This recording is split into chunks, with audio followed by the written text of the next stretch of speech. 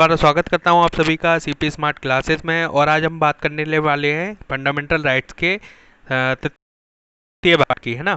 तो उसमें बात कर लेने वाले हैं। सबसे पहले हम किस बारे में, कल के जो कुछ सवाल थे, जैसे कि अंडर आर्टिकल 12 क्या आता है, डेफिनेशन आती है, ठीक है। 14 क्या आता है, इक्वलिटी बिफोर लॉ आता है। 15 क्या आता है, डिस्क्रिमिनेशन, किस आधार पर, धर्म, जाति, नस्ल, ठीक है, और बर्थ और प्लेस के आधार पर, ठीक है। तो इस आधार पे था। और 17 की बात कर लेते हैं तो अनटचेबिलिटी, और 18 की बात कर लेते हैं तो टाइटल, ठीक है ना, किसी भी तरीके की कोई उपाधि नहीं रखेगा है। और सबसे पहले मैं आपको बता देना चाहता हूं कि सबसे ज़बरदस्त तरीके से हम यहाँ पर पढ़ाने की कोशिश कर रहे हैं, ठीक है। एक बार देखिएगा ज़रूर, फिर उसके बाद धारणा जो भी बनानी है उसके बाद बनाने का प्रयास कीजिए, ठीक है। तो यहाँ पर मैं बता दूँ आपको कि यहाँ पर आप हमारे टेलीग्राम ज्वाइन भी कर सकते हैं, व्हाट्सअप ग्रुप भी ज्वाइन कर सकते हैं, फेसबुक पर भी फॉलो कर सकते हैं, ठीक है। तो 19 के बारे में मैंने बता दिया था क्या क्या था, क्या कैसे कैसे था। अब आज 20 की बात कर लेते हैं। अंडर आर्टिकल 24 क्या 20 क्या कहता है ना। तो 20 की बात करें तो 20 क्या कहता है, ठीक है ना। इसमें क्या है, protection in respect of the conviction for the offence, ठीक है ना। प्रोहिबिशन, ठीक है ना, निषेध। यानी कि क्या है, इसी व्यक्ति को, किसी व्यक्ति को कानून के उल्लंघन के आरोप में, कानून के उल्लंघन के अलावा किसी भी अपराध के लिए वह दोषी नहीं ठहराया जाएगा। जो कि कानून के तहत दोषी ठहराया गया हो उसे अधिक जुर्माना के अधीन नहीं होना चाहिए, उससे अधिक जुर्माने के अधीन नहीं होना चाहिए। यानी कि क्या है, यहाँ पर मैं बात कर रहा हूँ, बात बताऊँ आपको। जैसे क्या है, पास्ट फैक्टो लिटिगेशन इसको बोलते हैं, ठीक है ना।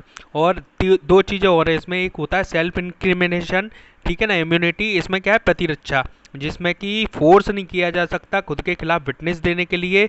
और तीसरी जो बात करेंगे हम, डबल जियो पादरी, है ना।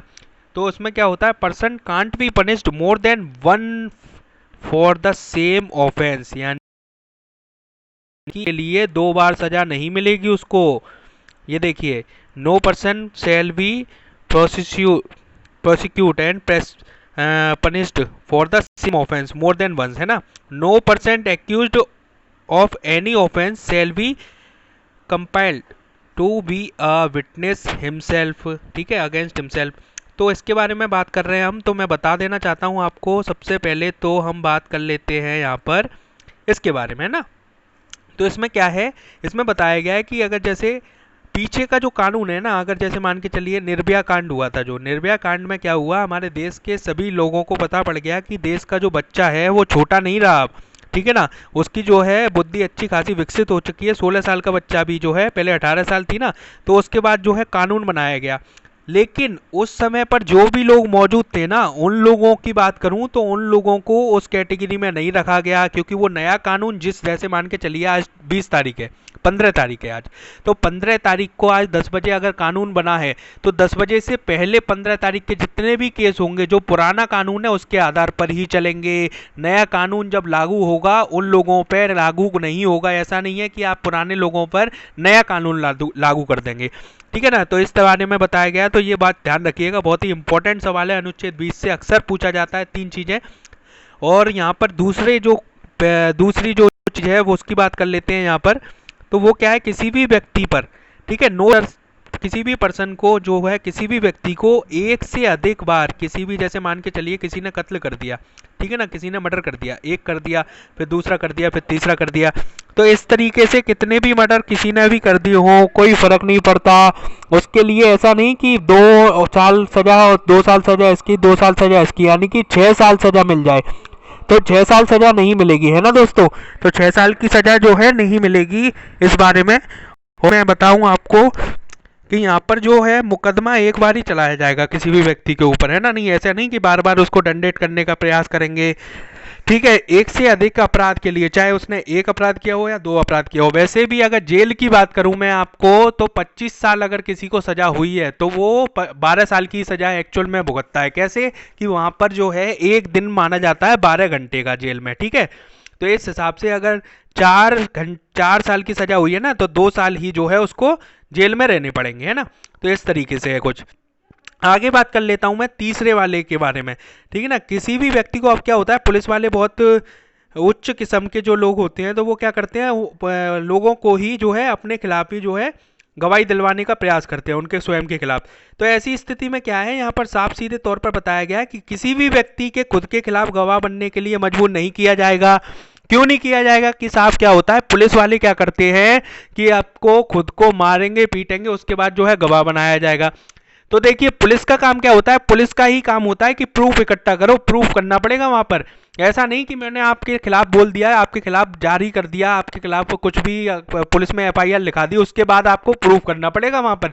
पुलिस को जांच करेगी पुलिस, और पूरा का पूरा जो है प्रूफ करना पड़ेगा। वकील कुछ नहीं करता है, वकील तो केवल केस लड़ता है। ये दिखाते हैं ना जो केडी पाठक जी जो है एक नाटक में कि पूरा का पूरा केस सॉल्व कर देते हैं, तो इस तरीके से कुछ नहीं होता है। देखिए दोस्तों, पुलिस जो है, पुलिस को ही सॉल्व करना पड़ता है। तो इस बारे में हमेशा ध्यान रखिएगा कि किसी भी व्यक्ति को, किसी भी व्यक्ति के खिलाफ, अब वो क्या करते हैं अक्सर, जैसे है कि किसी भी व्यक्ति को जो है मार पीट के उसके खुद के खिलाफ केस नहीं बना सकते हैं, ना ही उसके जो है गवाही मानी जाएगी, है ना। इसीलिए ये आर्टिकल लाया गया। अब 21 की बात कर लेते हैं, सबसे ज्यादा जो है इंपॉर्टेंट है, right to life and personal liberty. तो इसमें क्या होता है, right to life and personal liberty, ठीक है ना, राइट टू लाइफ और पर्सनल लिबर्टी, इसमें क्या है, जीवन और व्यक्तिगत उदारता का संरक्षण कानून द्वारा स्थापित प्रक्रिया के अनुसार कोई भी व्यक्ति जीवन या व्यक्ति स्वतंत्रता से वंचित नहीं होगा। मतलब क्या है कि आपको अगर नौकरी भी नहीं मिल रही है ना, तो भी आप सरकार के खिलाफ केस कर सकते हैं। आपको पता है ये बात, फैक्ट की इंटरेस्टिंग बात बताता हूं आपको कि आप चाहे तो सरकार के खिलाफ केस कर सकते हैं। अब सरकार के खिलाफ कई व्यक्तियों ने केस किया, तो केस किया, उसके एवज में क्या हुआ, देखो उसमें क्या हुआ कि केस करने के बाद ये देखा गया तुरंत, उसके बाद पता लगाया गया कि हाँ साहब कि ये वाकई में इनको नौकरी नहीं मिल रही है, कि क्या है, तो गवर्नमेंट ऑफ इंडिया के खिलाफ केस किया था, तो उन्होंने जो है वहां से रिप्लाई आया कि हमने तो इनको जो है काम दे रखा है मनरेगा में। तो इन्होंने बोला कि साहब हम तो ग्रेजुएट हैं, बीटेक किए हुए हैं। तो फिर उन्होंने कहा गवर्नमेंट ऑफ इंडिया की तरफ से, तो पेपर सरकार ने नौकरियां निकाल रखी है, पेपर फाइट करो और नौकरियां ले लो, कंपटीशन फाइट करो अगर ऐसा है तो। वैसे हर एक क्षेत्र में वो हर एक व्यक्ति को नौकरी देने का जो है प्रावधान है, ठीक है ना, हर एक व्यक्ति, ऐसा नहीं है, सरकार की जिम्मेदारी है ये चीज, ध्यान रखिएगा। और एक और चीज बता देता हूं, अंडर आर्टिकल 21 से एक व्यक्ति, एक बार क्या था, एक व्यक्ति थे, वकील साहब थे, तो वो क्या है अपनी कार से जा रहे थे। अब कार से जा रहे थे, बीच में क्या है उनका एक्सीडेंट हो गया, उनका जो है गाड़ी वाड़ी से जो है किसी बीच में क्या हुआ कि कोई वो आ गया, क्या बोलते हैं, आपको कह सकते हैं कोई जानवर आ गया, उसके कारण क्या है एक्सीडेंट हो गया।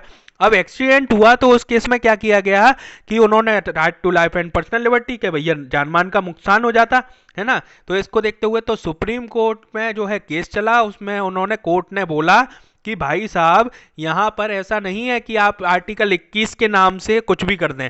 आर्टिकल 21 को सबसे ज्यादा यूज किया जाता है इंसान, तो कभी कई बार तो जो है कोर्ट फटकार भी लगा देता है कि क्या आप जो है केस बार बार लेके आ जाते हैं आर्टिकल 21 के तहत। अब उन्होंने केस लगाया, तो उस केस में क्या हुआ कि उस केस में जो है उन्होंने, कोर्ट ने कहा कि आपको पहले यहाँ के ऐसा इंफ्रास्ट्रक्चर यहाँ का नहीं है अमेरिका की तरह कि यहाँ पर पूरे बैरिकेटिंग लगे हों या कुछ लगा हो, तो वो सारी चीजें भी जो है देखनी पड़ेंगी। तो उस आधार पर भी जो है अगर इंफ्रास्ट्रक्चर बिल्डअप हो जाता है तो आगे कभी ऐसी अपॉर्चुनिटीज, ऐसी जो है चीजें बन सकती है ना।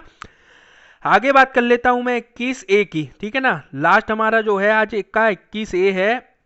और यहाँ पर बात कर लेते हैं राइट टू एजुकेशन की। राइट टू एजुकेशन में क्या है दोस्तों, राइट टू एजुकेशन में है कि स्टेट को जो है एक ये है शिक्षा का अधिकार दिया गया है। 6 से 14 साल के बच्चे को निःशुल्क और अनिवार्य शिक्षा दी गई है, ठीक है ना, शिक्षा प्रदान करने के लिए जो है राज्य कानून द्वारा जो है निर्धारित कर सकते हैं।